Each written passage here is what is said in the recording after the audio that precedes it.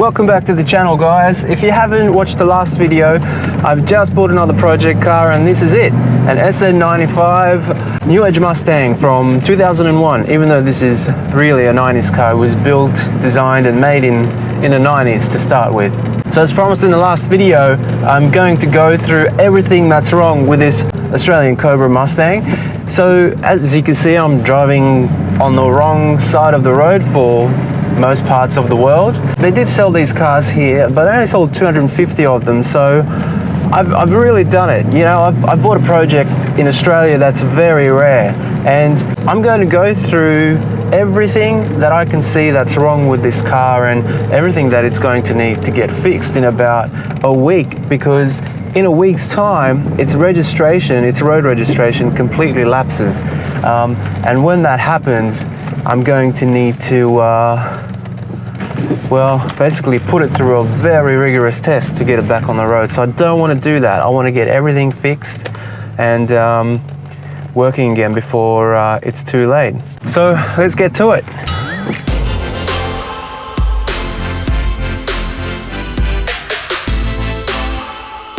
Welcome back to the channel, guys, and to my SN95 New Age Mustang that we got here for 1 year only in 2001. They did sell these in 2002 as well, but that was only because they had a few left. Really, they were only new in 2001 here in Australia. And it sort of coincides, like I said in the last video, with the fact that these had power issues in America. There was a recall on these, and somehow or other, I think some of them ended up here due to circumstances back in the time.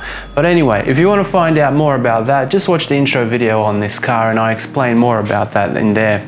I also go through in that video about some of the differences that you get with the Australian version of the Mustang Cobra compared to the American one, besides the fact that it's obviously right-hand drive instead of left-hand drive. So go and check out that video if you're more interested in that. But as promised in this video, what we're going to talk about is everything that's well, not 100% right with this car. All right, let's get to it.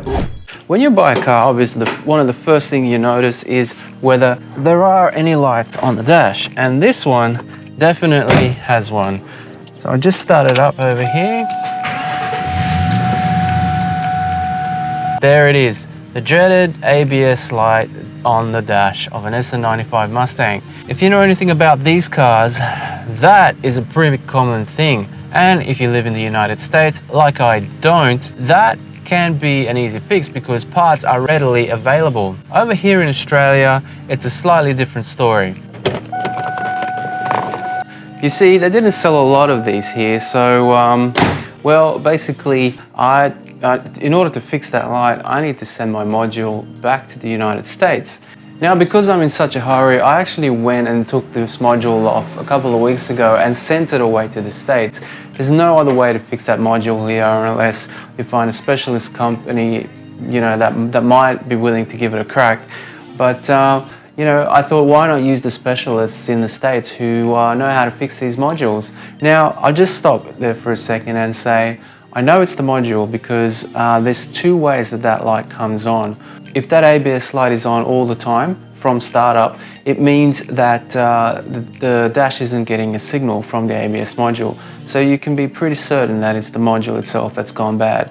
Now, the other thing is, if your ABS light only comes on when you start driving the car, then it's most likely going to be one of your ABS wheel speed sensors, because what's happening is the module has power, the dash recognizes it, so there's no light. But when you start moving, the module is saying your wheels are rotating at a different speed, or one of them isn't rotating at all, so it throws a light.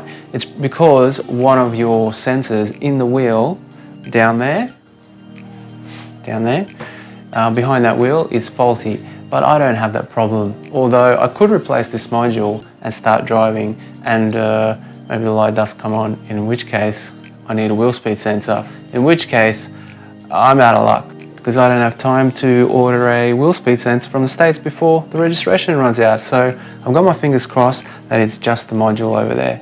So anyway, that's the first thing that's wrong with this car. The ABS light is on and it's not going to pass any sort of inspections for roadworthiness here in Australia until that light is on.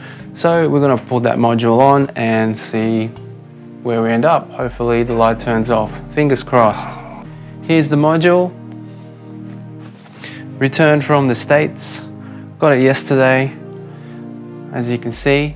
So we're going to basically put this on this car today in this video and see whether the ABS module light goes off.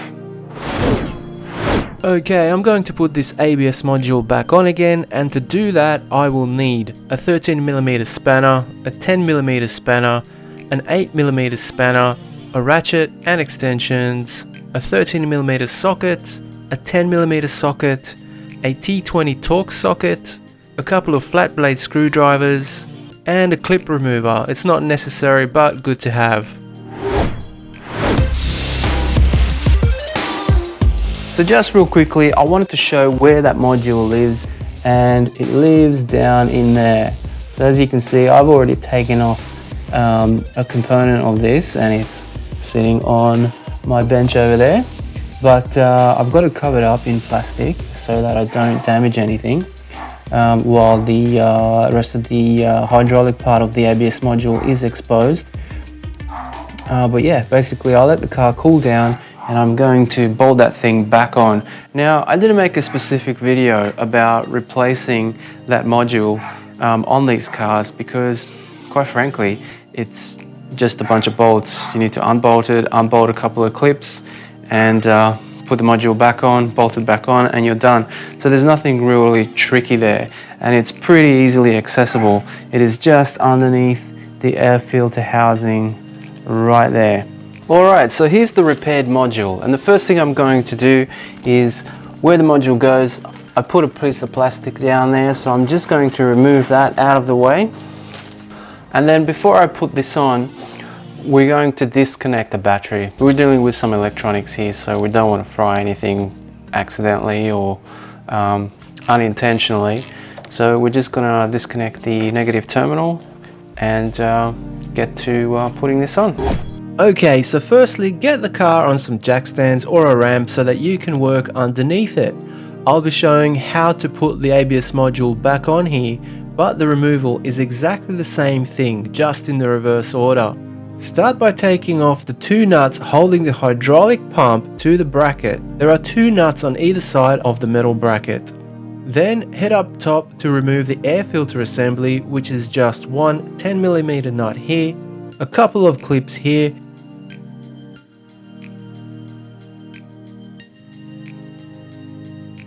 and one screw here.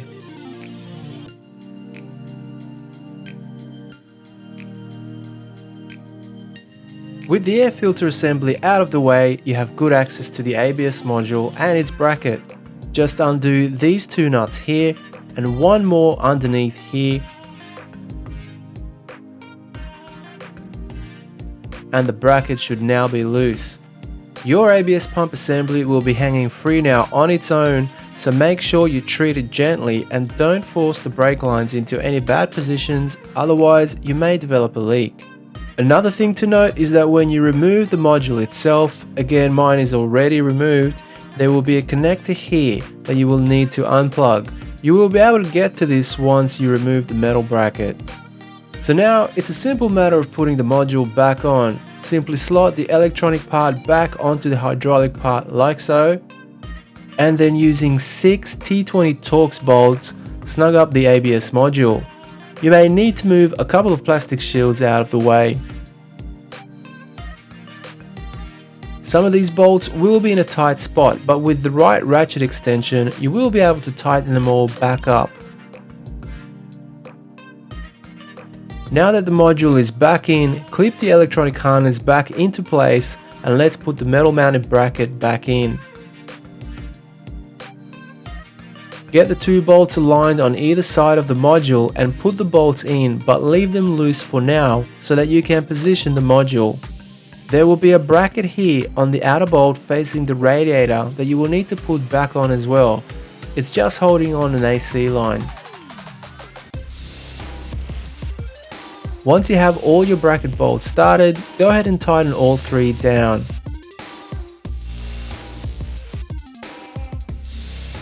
Then simply place any plastic shielding you moved out of the way earlier back into place and plug in your ABS cable. Now that everything is back in place, go ahead and tighten your ABS module into place by snugging up the 2 bolts on either side of the bracket. Okay, so just check that all your bolts are in position and secure. All of your plastic shielding is back in place. Your ABS module is plugged in both at the bottom and at the top of the module. And finally, put your airbox back into place. So that's one 10mm bolt, 2 connectors and 1 screw up at the throttle body. Finally, reconnect your battery and that's all it takes to put your ABS module back in. Alright, that's it. Let's see what we've got. Okay, so moment of truth. Do we have an ABS light? I'm just going to get the keys. Let's see if this pesky ABS light has disappeared. Come on, baby. Let's just let it prime. The power has been off. All right, here goes nothing. Come on, baby, come on, baby. Hey, no ABS light. Look at that. Woo, beautiful. I just don't have my seatbelt on, that's what that is. But no ABS light, so the ABS system has now been fixed. All right. Good Mustang, good Mustang. This is awesome. If things keep going like this, I'll have 1 million subscribers. Well, maybe not. One can dream, right? In terms of everything else under the hood here, everything seems okay. The engine has 150,000 miles on it, but honestly, it purrs like a kitten. I don't find any untoward noises, any noises that I think would be troubling. There isn't really any lifter noise on it either. Sometimes you get some lifter noise on these 4.6s, but this one seems pretty good. So, you know, it's one of the reasons why I like this car. While it has a lot of Ks on it, or a lot of miles on it, I think the fact that it was driven has done itself some favors. You know, once you let mechanical components sit around, things wear out or things just don't function like they should. And this one has definitely been driven. So I can't really fault anything here. The belt looks okay. It doesn't look too bad. You know, you might get a couple of little cracks here and there. So maybe at some point we'll get the belt changed on this, because I actually can't see from the service when the belt was done. You also got a little bit of rubber residue on the pulley here, so yeah, we might change the belt out at some point and clean up those pulleys, or maybe even replace the pulleys. We'll see how we go there. But that's definitely not an issue for the inspection. This car needs in a week, so we're just going to move on for now. We're not going to worry about the belt there, that's pretty good. Now, another reason why I got a good deal on this car is because it had locking nuts on it, which I've actually gone ahead and removed already. Basically, there was one on each of the wheels, and the previous owner had lost the key that goes onto the locking nut in order to take it off. So the method I used on this Cobra Mustang was I torqued down the rest of the nuts besides the locking nut to a high torque, 150 Newton meters I think it was, and then what that did was push the wheel a little bit further in using these nuts than it was being held by the locking nut. So I relieved the tension a little bit from this locking nut. Then the car went up, and then I banged an 18 socket onto this locking nut, and then I used the pry bar to undo the nut itself in that direction. Basically, the pressure on these nuts and the wheel being pushed into the hub freed this nut up enough for the hammered on socket to be able to turn this nut and grip it enough without the socket spinning off. Basically tighten these up so that the wheel is pushed towards the hub. It relieves the tension a little bit on this locking nut, and then that should be enough for you to use the force that the socket applies to the locking nut to be able to turn it and spin it off. I had to have a couple of goes on each wheel to get that done, but they came off without too much trouble. But now, of course, what I'm left with is missing lug nuts. So I had to order new lug nuts. So that's another issue this car needs for it to pass roadworthy inspection. And it just so happens that the new wheel nuts have arrived. Now I ordered red ones. Ooh, fancy. Same color as the car. I don't know whether I'm gonna like them on the car yet or not. If I don't like the look, I'm just gonna take the red ones off and replace them with chrome ones. But these lug nuts are pretty old, they're pretty mangled. Some of them are missing the actual chrome caps that they come with. So I'm gonna replace these. I bought the red ones. I'm hoping they match the car and it complements the car and it doesn't look too, well, ricer or try hard. I don't know, we'll see. Let's see what they look like.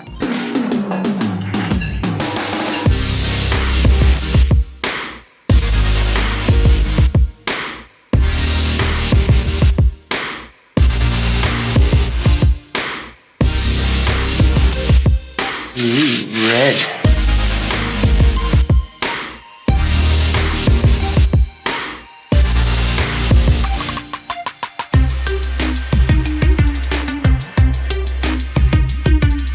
Okay, not bad. I actually don't mind them. Kind of suits the car. What do you guys think? Leave a comment below. Let me know if you like these or whether they should just be chrome. Now, some other issues with this car can be found underneath it, with the suspension, of course. A lot of old SN95 Mustangs have suspension problems, especially the ones with the independent rear suspension. Apparently they handle better and, you know, probably outsteer a live axle Mustang from this era. But there are a lot of bushes and components in there that do wear out in time. So it can be quite a bit of maintenance to look after these things, or you can do them all at once and, you know, pay something like, I don't know, $1,000 or whatever. But I've found a few components that are definitely loose to making the wheel wobble, which will need to be replaced for the inspection. So in a minute, I'm going to jack this car up and I'm going to show you what I mean. Obviously the front as well was checked, and the ball joints and the tie rod ends are no good. So let me jack this car up now and I'm going to show you what I mean. Okay, here we are, the front wheel's off, and looking at the front suspension on this SN95, check it out. Tie rod ends are not looking amazing. We've got a little bit of moisture there, a little bit of oil. This boot is definitely split, so this tie rod end is shot and the other side isn't much better. Heading inside, you are going to see why we got some moisture there, and that's because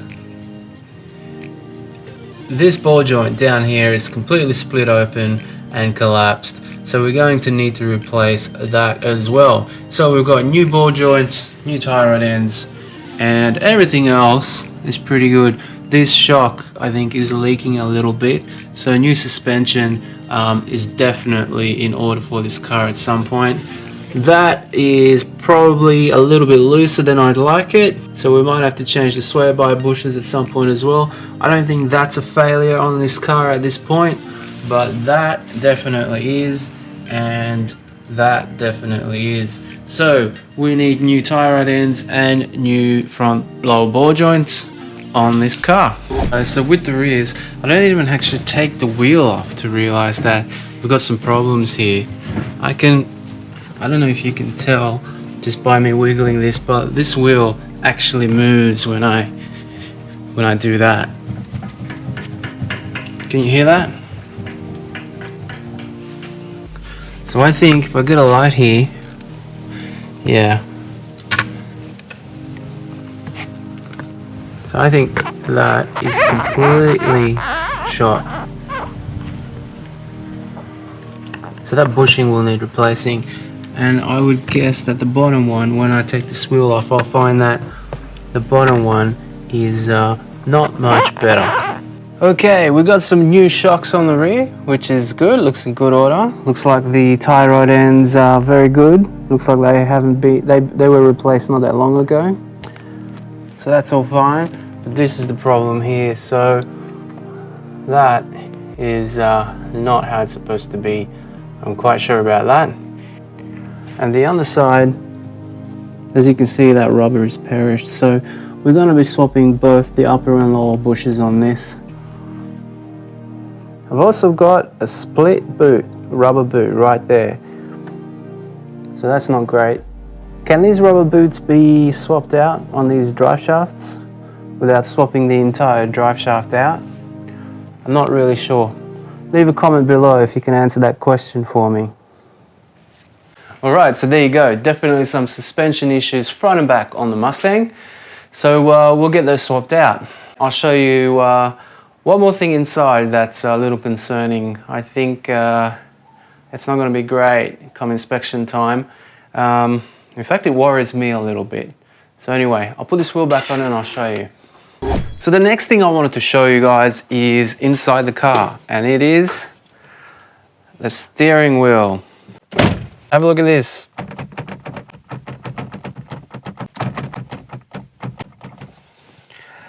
Yeah, wobbly steering. Definitely not confidence inspiring, but look, I had a look earlier, and what's going on there is the steering column has a joint inside of it that is very loose. It's got a lot of free play. The SN95 Mustangs have problems with their steering going loose, but usually it's to do with free play when you turn the wheel. Mine is actually okay in that regard. It's really this that's the problem. And what that is there's a joint back here, right about there. There's a joint in the steering column which has basically come loose. I don't know how, 150,000 miles, so maybe it's just wear and tear. Maybe the roads this car was driven on were very rough. Could explain the ball joints, the bushings, and maybe the steering. Maybe there was a lot of jiggling going around, which wouldn't be surprising. We are in Australia and we've got a lot of dirt roads. So anyway, basically I need a new steering column. Now I've ordered one and it's on its way, and when it gets here I'm basically going to swap the steering column out. Again, parts aren't readily available here in Australia, so the steering column is coming from the States. It's from another Cobra, and that car had 70,000 miles on it, so a lot less than this one. So I'm hoping, fingers crossed, it's a used part, but I'm hoping, fingers crossed, that it's a better steering column than this so that we can swap it out.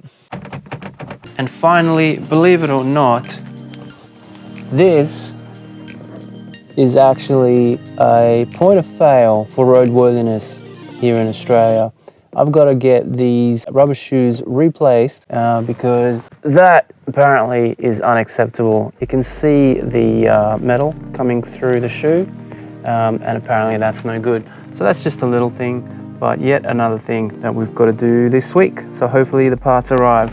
But in terms of roadworthiness, I think that is really about it.